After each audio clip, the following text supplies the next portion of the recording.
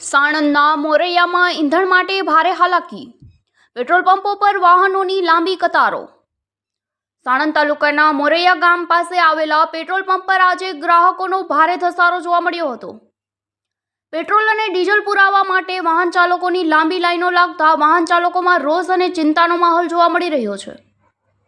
મોરૈયા સ્થિત Indian ઓઇલના petrol pump પર two વ્હીલથી લઈને ભારે માલ વાહનોની લાંબી કતારો જોવા મળી રહી છે। ટ્રાફિક જામ જેવી સ્થિતિ સર્જાતા પોલીસ બંદોબસ્તની પણ જરૂરિયાત જણાઈ હતી। ગેરકાયદેસર ઈંધણ સંગ્રહ માટે લોકો પ્લાસ્ટિકના કેન અને બેરલ લઈને કલાકો સુધી લાઇનમાં ઊભા રહેલા જોવા મળ્યા। સ્થાનિકોમાં જણાવ્યા અનુસાર આસપાસના અન્ય પંપો પર ઈંધણનો જથ્થો ખૂટી પડતા અથવા મર્યાદિત હોવાને કારણે મોરૈયા પંપ પર દબાણ વધ્યું છે।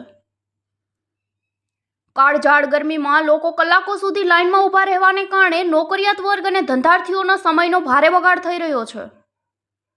એક સ્થાનિક વાહન ચાલકે જણાવ્યું હતું કે અમે છેલ્લા 2 કલાકથી લાઇનમાં ઊભા રહીએ છીએ। કામ પર જવાનું મોડું થઈ રહ્યું છે, પણ પેટ્રોલ વિના ગાડી ચાલે તેમ નથી।